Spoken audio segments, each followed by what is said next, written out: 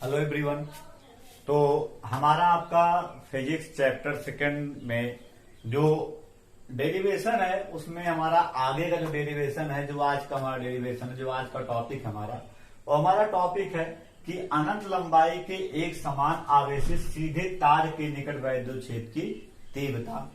अनंत लंबाई के एक समान आवेशित सीधे तार के निकट वैद्युत क्षेत्र की तीव्रता, ये आज का हमारा टॉपिक है, जो कि आपके बोर्ड एग्जाम में काफी इंपॉर्टेंट टॉपिक है। यानी ये आपका डेरिवेशन काफी बार पूछा जा चुका है। इंपॉर्टेंट डेरिवेशन आपका है कि अनंत लंबाई के एक समान आवेशित सीधे तार के निकट वैद्युत क्षेत्र की तीव्रता।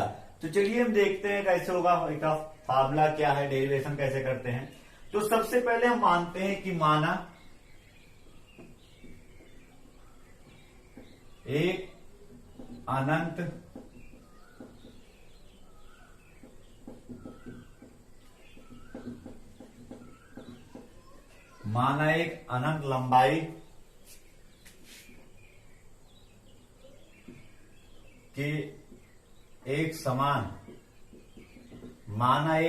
लंबाई के एक समान आवेशित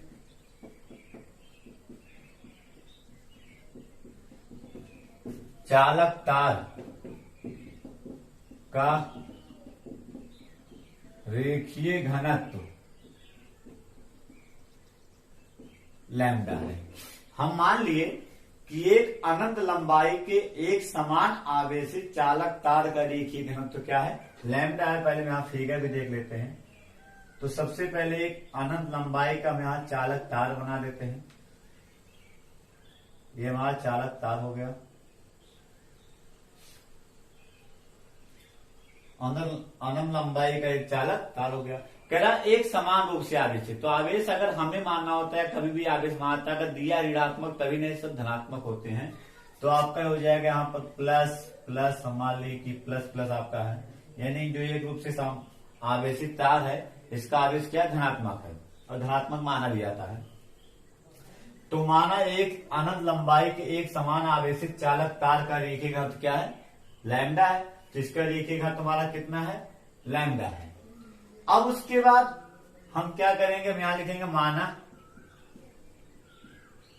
तार से स्मॉल आर दूरी पर, माना तार से स्मॉल आर दूरी पर एक बिंदु P है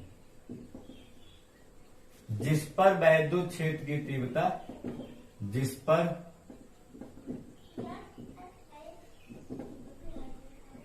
वैद्युत क्षेत्र की तीव्रता ज्ञात करनी है।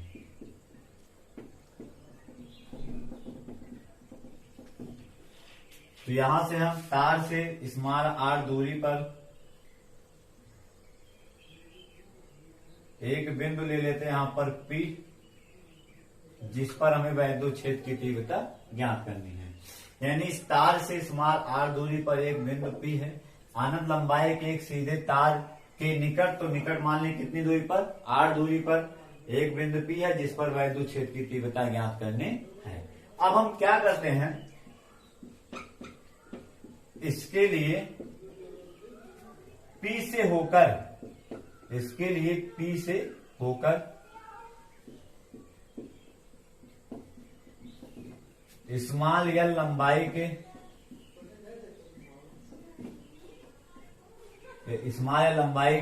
एक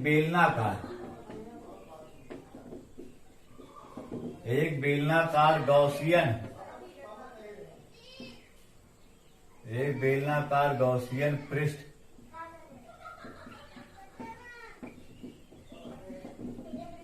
की रचना करते हैं। इसके लिए P से होकर या लंबाई के एक बेलनाकार गॉसियन पृष्ठ की रचना करते हैं। देखिए इस प्रकार से, ये हमारा एक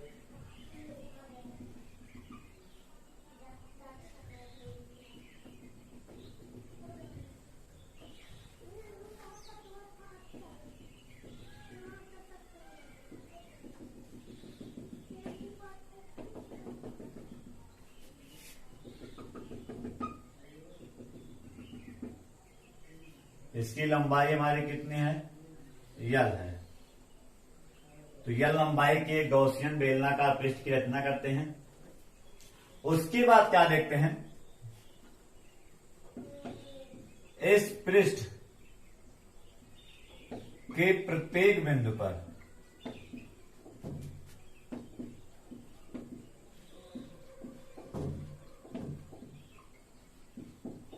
वैद्युत क्षेत्र की तीव्रता E एक समान होगी तथा बाहर की ओर दिष्ट होगी।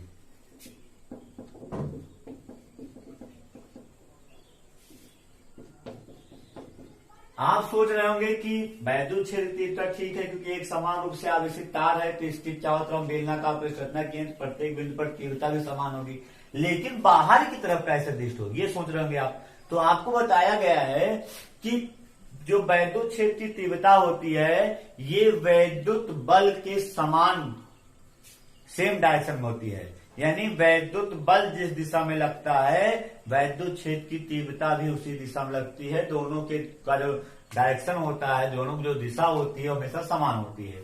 तो हम जानते हैं कि चालक तार हम कैसा माने हैं, पॉजिटिव माने हैं, और बिंदु हमेशा पॉजिटिव होता है।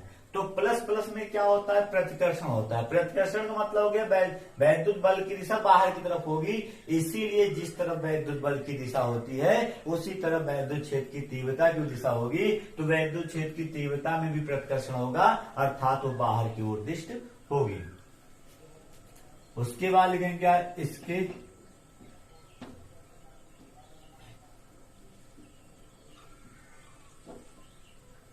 तो पृष्ठ पर लिए गए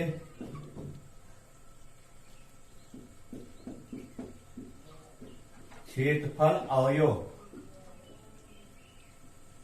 के लिए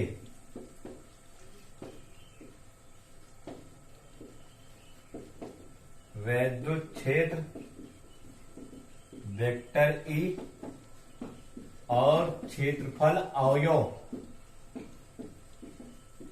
वेक्टर डीए समान दिशा में होंगे, समान दिशा में होंगे।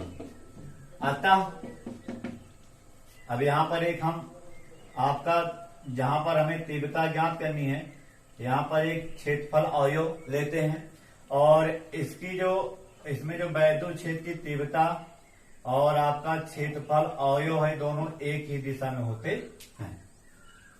इसका क्षेत्रफल हमारा कितना है, डी है। तो अतः क्षेत्रफल अवयव डी ए, इसको ऊपर लिख दे रहे हैं हम। एक बार आप इतना देख लीजिए पहले। सबसे पहले शायद आपको लिखने में कोई प्रॉब्लम नहीं होती है। सबसे पहले माना एक अनंत लंबाई के एक समान आवेशित तार का रेखीय घनत्व लैम्डा है। तार से स्मॉल आर दूरी पर एक बिंदु पी है जिस पर वैद्युत क्षेत्र की तीव्रता ज्ञात करनी है। पी से होकर स्मॉल एल लंबाई के एक गॉसियन बेलनाकार पृष्ठ की रचना करते हैं, जिसके प्रत्येक पृष्ठ मतलब इस पृष्ठ के प्रत्येक बिंदु पर वैद्युत क्षेत्र की तीव्रता एक समान होगी तथा बाहर की ओर दिष्ट होगी। क्यों दिष्ट होगी बता दिए हैं। उसके बाद अतः इस पर लिए गए क्षेत्रफल अवयव के लिए वैद्युत क्षेत्र की तीव्रता और क्षेत्रफल अवयव वेक्टर ए और वेक्टर डी एक समान दिशा में होंगे या समान दिशा में होंगे। अब उसके बाद समान दिशा में होंगे, आप सोच रहे हैं किधर होंगे, तो बताएंगे वैद्युत क्षेत्र की तीव्रता किस तरफ दिष्ट है, बाहर की तरफ दिष्ट है, तो क्षेत्रफल अवयव कहां जाएगा आपका वेक्टर डी बाहर की तरफ जाएगा। अब इसका डेरिवेशन देखते हैं। इसको आप देखने के बाद आप डेरिवेशन देखिएगा। अब इसके बाद इसका डेरिवेशन कैसे होगा, आगे का डेरिवेशन तो हो ही रहा आपका। अब हम लिखेंगे इसके बाद अतः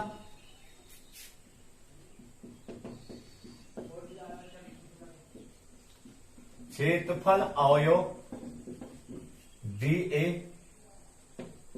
अतः क्षेत्रफल अवयव से होकर जाने वाला वैद्युत फ्लक्स क्षेत्रफल अवयव डी, क्षेत्रफल अवयव से होकर जाने वाला वैद्युत प्लस डी फाई। आपको होता है संपूर्ण से निकालेंगे फाई, अगर आयु से निकालेंगे तो आपका जब क्षेत्रफल सूक्ष्म है तो आपका वैद्युत फ्लक्स भी सूक्ष्म होगा। तो क्षेत्रफल आयु से होकर गुजरने वाला वैद्युत फ्लक्स डी फाई इक्वल आपको बताया गया क्या होता है formula vector E dot vector D A यानी स्केलर गुणन फल। अब उसके बाद vector A dot vector B का फॉर्मूला क्या होता है आपका ए बी कॉस थीटा, तो आपका हो जाएगा E D A cos theta. अच्छा कॉस थीटा क्यों नहीं लिख रहे हैं, क्योंकि दोनों समान सेम डायरेक्शन में है, और सेम डायरेक्शन का मतलब हो गया आपका कि 0 अंश, और कॉस 0 अंश का मान आपका कितना होता है 1 होता है। तो आपका ईडीए कॉस थीटा होगा, तो कॉस थीटा का स्थान कॉस 0 अंश, कॉस 0 अंश का मान होता है 1, इसलिए केवल क्या हो गया आपका ईडीए। तो क्षेत्रफल अवयव से होकर गुजरने वाला वैद्युत फ्लक्स हमारा क्या हो गया ईडीए, और जैसे ही अवयव से निकालते हैं उसके बाद संपूर्ण, अतः संपूर्ण गॉसियन पृष्ठ से होकर जाने वाला वैद्युत फ्लक्स तो आपको बताए थे अगर हमें संपूर्ण से निकालना होता है तो हम दोनों पक्षों का डेरिवेशन समाकलन कर देते हैं। जब दोनों पक्षों का समाकलन करेंगे तो डी फाई ई का फॉर्म आपका क्या हो जाएगा फाई ई हो जाएगा, और यहाँ इंटीग्रेशन लगा देंगे ई डी ए, इंटीग्रेशन यहां भी लगाएंगे, आपका हो गया D phi E, integration D phi E equal कितना हो जाएगा आपका इंटीग्रेशन ई डी ए। कभी भी अगर आपको किसी अवयव का मान पता हो संपूर्ण का निकालना हो तो दोनों पक्षों का समाकलन कर देते हैं। आपको बताया गया इंटीग्रेशन डी एक्स का फॉर्मूला क्या होता है एक्स होता है, तो आपका इंटीग्रेशन डी फाई ई का फॉर्मूला क्या हो जाएगा आपका फाई हो जाएगा। ई जिसका अवकलन नहीं होता उसका कभी समाकलन नहीं होता, ई बाहर आ जाएगा, अब आपका यहाँ इंटीग्रेशन हो जाएगा डी ए, तो फाई ई इक्वल हो जाएगा आपका ई। यहाँ आपको बता दें हम कि इंटीग्रेशन डी ए का मतलब होगा का आपका ए, और किसी बेलन, ये एक बेलना का पृष्ठ है ना, तो किसी बेलन के क्षेत्रफल का फार्मूला क्या होता है जिसको बोलते हैं पृष्ठ 2 पाई आर एच।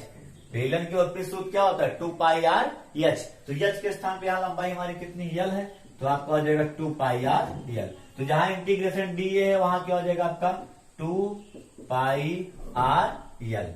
ये आपका इक्वेशन क्या बन गया फर्स्ट छोड़ देंगे, उसके बाद लिखेंगे तथा गॉस की प्रमेय से, तो गॉस की प्रमेय से फाई इक्वल क्या होता है आपका गॉस ने बताया था क्यू अपान एप्सिलॉन नॉट। और इससे पहले आपको फार्मूला बताए हम रेखीय घनत्व लैम्डा बराबर फार्मूला क्या होता है क्यू बाई यल, क्योंकि इसमें तार की का रेखीय घनत्व कितना है आपका लैम्डा है, तो लैम्डा बराबर क्यू बाई यल होता है, तो क्यू बराबर क्या हो जाएगा आपका लैम्डा यल, तो जहां पर आपका क्यू है वहां क्या हो जाएगा हमारा लैम्डा यल, तो आपका यह lambda L upon epsilon not यही लिख देंगे, क्योंकि लैम्डा बराबर फार्मूला होता है क्यू बाई यल, इसलिए क्यू बराबर लैम्डा यल।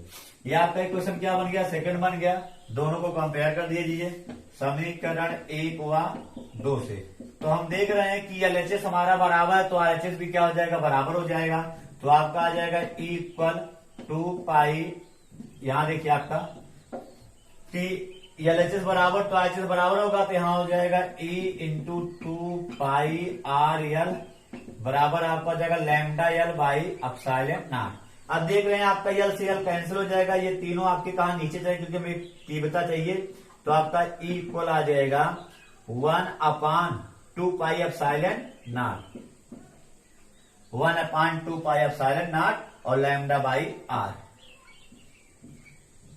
ये हमारा हो गया तीन तक सोच। फिर तो एक बात देखते हैं, सबसे पहले मान लिया ना लंबाई का एक चालक तार है, उससे स्मॉल आर दूरी पर एक बिंदु पी है जिस पर वैद्युत क्षेत्र की तीव्रता ज्ञात करनी है।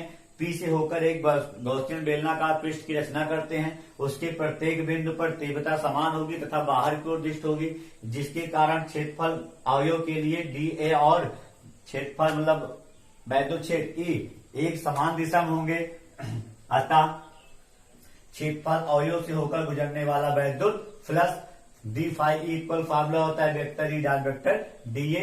इसका जब हम vector A dot vector B का फार्मूला होता है बी कॉस थीटा, तो vector E dot vector D A formula हो जाएगा E D A cos theta. उसके बाद हम क्या करते हैं, कॉस थीटा का मतलब दोनों एक ही दिशा में है, तो थीटा होगा 0 अंश का, 0 अंश का माने को होता है केवल ई डी ए ही होगा।